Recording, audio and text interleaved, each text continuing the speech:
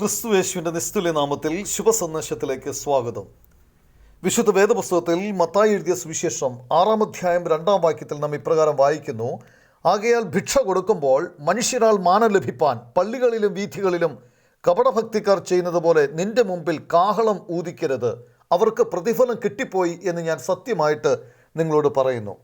യേശു പഠിപ്പിച്ചു, മനുഷ്യർ കാണേണ്ടതിന് നിങ്ങളുടെ നീതിയെ അവരുടെ മുമ്പിൽ ചെയ്യാതിരിക്കുവാൻ സൂക്ഷിക്കുവിൻ. നിങ്ങൾ എന്തു തന്നെ ചെയ്താലും നിങ്ങളത് ചെയ്യുന്നതിൻ്റെ പ്രേരണയും യുക്തിയുമാണ് ദൈവം എപ്പോഴും നോക്കുന്നത്. ദൈവത്തിന് മുമ്പിൽ നാം ഒരു ജോലി ചെയ്യുന്നതിൻ്റെ ഹേതുവാണ് യഥാർത്ഥ ജോലിയേക്കാൾ പ്രധാനം. നാം നമ്മെ തന്നെ പുകഴ്ത്തുന്നതിന് സൽപ്രവൃത്തികൾ ചെയ്താൽ അത് ദൈവത്തിന് പ്രസാദമാകുകയില്ല, അത് സാർത്ഥതയാണ്. ദൈവമഹത്വത്തിനായി ചെയ്യുന്ന പ്രവൃത്തികളിൽ മാത്രമേ ദൈവം പ്രസാദിക്കുകയുള്ളൂ. ഇവിടെ പറയുന്ന പ്രധാന ഉപദേശം, ദൈവം നമ്മുടെ കാരണത്തെ, ഹൃദയത്തെയാണ് മുഖ്യമായും നോക്കുന്നത്, പുറമെയുള്ള പ്രവർത്തനത്തെയല്ല. നാം ഒന്നാമതായി അകമയുള്ള നീതിയുള്ളവരായിരിക്കണം എന്ന് ദൈവം ആഗ്രഹിക്കുന്നു.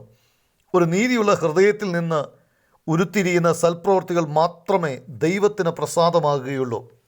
മനുഷ്യരുടെ പ്രശംസയാണ് നാം അന്വേഷിക്കുന്നതെങ്കിൽ അത് മാത്രമാണ് നമുക്ക് ലഭിക്കുന്ന പ്രതിഫലം.